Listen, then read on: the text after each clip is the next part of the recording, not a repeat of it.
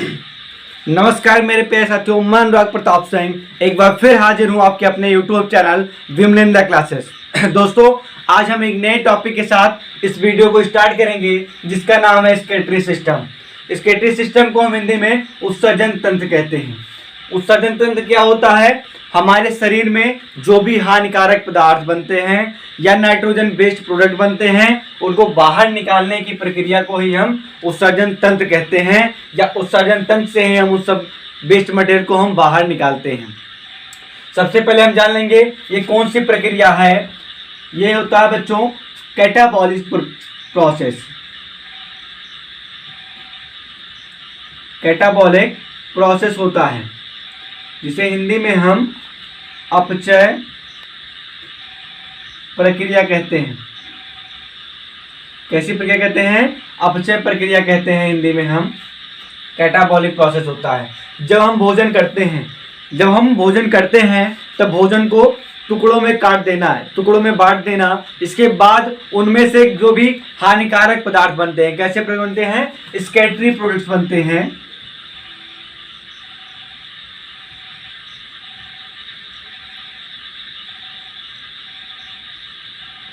स्कैटरी product जो बनते हैं जिसे हम हिंदी में वर्ज्य पदार्थ कहते हैं।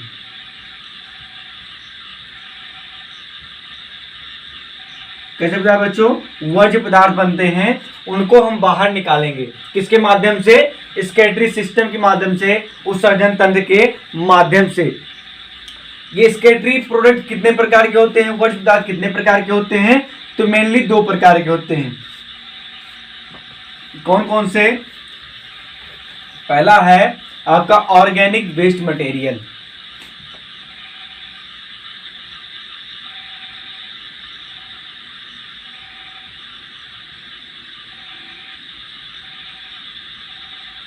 क्या बच्चों? Organic waste material. ये क्या होता है? जिसे हिंदी में कहते हैं कार्बनिक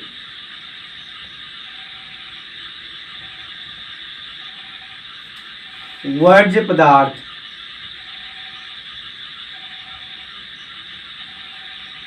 कार्बनिक वर्ज्य पदार्थ इसे हम हिंदी में कहते हैं। इसका कार्य क्या है? इसमें क्या होता है? इसमें CO2 की मात्रा ज़्यादा पाई जाती है। CO2 का कंसंट्रेशन ज़्यादा पाया जाता है, यानी कार्बन डाइऑक्साइड ज़्यादा उपस्थित होता है। इसे हम रिलीज करते हैं रिस्पायरेटरी के माध्यम से। रिस्पायरेटरी सिस्टम से रिलीज करते हैं बाहर, जिसे हिंदी में कहते हैं श्वसन तंत्र। क्या कहते हैं बच्चों? हिंदी में श्वसन तंत्र कहते हैं। दूसरा कैसा वेस्ट प्रोडक्ट होता है? वर्ज्य पदार्थ कैसे पाए जाते हैं? दूसरा होता है नाइट्रोजन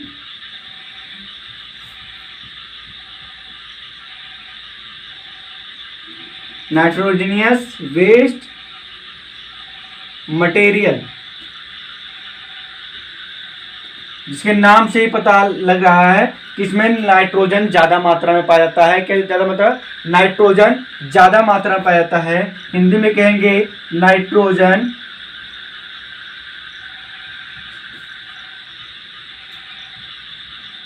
युक्त वर्ज्य पदार्थ। नाइट्रोजन युक्त वर्ज्य पदार्थ, इसमें नाइट्रोजन का कंसंट्रेशन ज़्यादा पाया जाता है। नाइट्रोजन को हम बाहर निकालते हैं स्कैटरी सिस्टम के माध्यम से।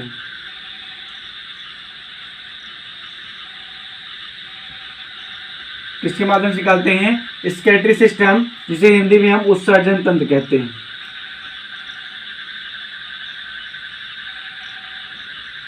उत्सर्जन तंत्र कहते हैं। कितने प्रकार के होते हैं? दो प्रकार के होते हैं। पहला है ऑर्गेनिक वेस्ट मटेरियल, यानी कि कार्बनिक वर्ज्य पदार्थ, जिसे हिंदी में कहते हैं। इसमें क्या होता है? CO2 की मात्रा ज़्यादा पाई जाती है, जिसको हम रिस्पायरेटरी सिस्टम के माध्यम से बाहर रिलीज कर देते हैं और ऑक्सीजन को हम अंदर ले लेते हैं। इसके बाद आपका है नाइट्रोजीनियस वेस्ट मटेरियल, जिसे हिंदी में कहते हैं नाइट्रोजन युक्त वर्ज्य पदार्थ, जिसमें नाइट्रोजन की कंसंट्रेशन ज़्यादा पाई जाती है और इसको हम स्केटरी सिस्टम के माध्यम से बाहर निकालते हैं। अब हम बात करेंगे किसकी, स्केटरी सिस्टम की बात करेंगे।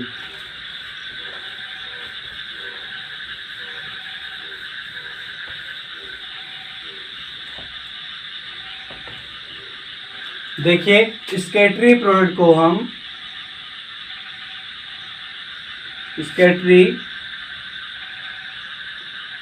को हम तीन फॉर्म में, कितने फॉर्म में, तीन फॉर्म में अपने शरीर से बाहर निकालते हैं। पहला क्या होगा आपका, पहला होगा यूरिया, इसे हिंदी में यूरिया ही कहते हैं। यूरिया को कौन बाहर निकालता है, मैमल्स, इसे हिंदी में स्तनपायी कहते हैं।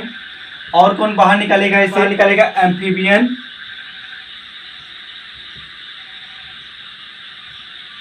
इसे हिंदी में उभयचर कहेंगे, उभयचर भी बाहर निकालते हैं। और इसी के साथ साथ हम बता दें आपको, ऐसे जंतु जो यूरिया को बाहर निकालते हैं उन्हें क्या कहते हैं, हम यूरिकोटैलिक कहते हैं।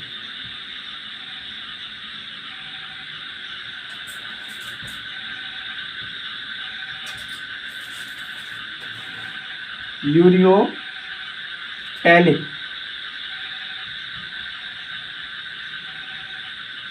क्या कहते हैं, यूरियोटैलिक कहते हैं उन्हें हम। और इसे बाहर निकालने वाले मैमल्स होते हैं, यानी कि स्तनपायी होते हैं, और एम्फीबियंस होते हैं, और सब मैरीन ऑर्गेनिज्म भी होते हैं।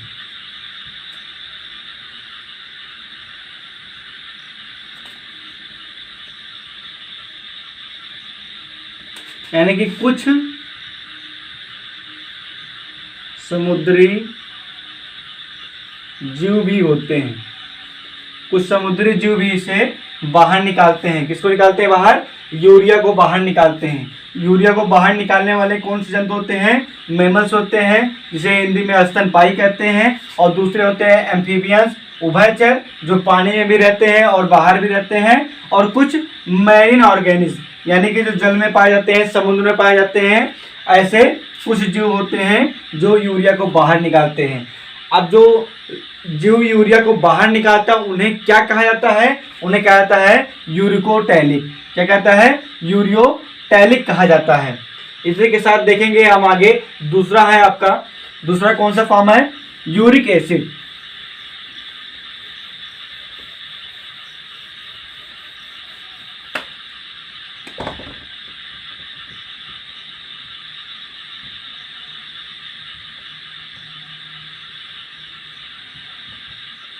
दूसरा क्या है बच्चों आपका, यूरिक एसिड, इसे हिंदी में हम यूरिक अम्ल भी कहते हैं, यूरिक अम्ल कहा जाता है, यूरिक अम्ल कहा जाता है। इसे कौन बाहर निकालता है बच्चों, इसे बाहर निकालते हैं इंसेक्ट, जिसे हिंदी में हम कीट कहते हैं, प्लस बर्ड,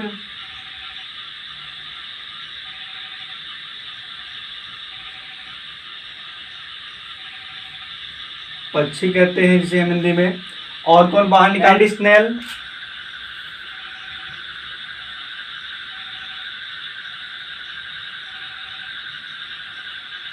से हिंदी में घोघा कहते हैं, आदि बाहर निकालते हैं।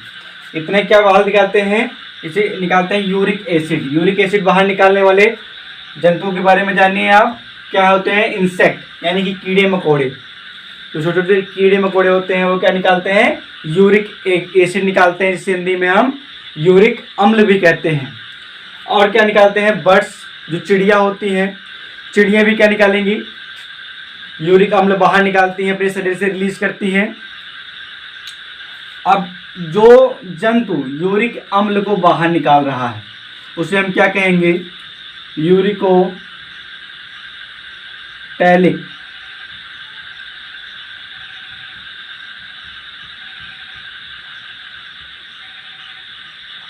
यूरिकोटैलिक कहा जाता है। क्या कहा जाता है बच्चों? यूरिकोटैलिक कहा जाता है। यूरिक एसिड को कौन बाहर निकालता है?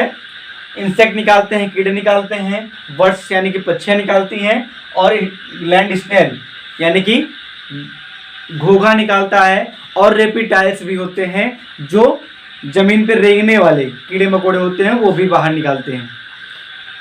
तो आज की क्लास में इतना ही। आगे क्लास में इसके आगे का कंटिन्यू होगा। तो आशा करते हैं आपको वीडियो पसंद आई होगी। जल्द ही आपको मिलते हैं अगले वीडियो के साथ। धन्यवाद।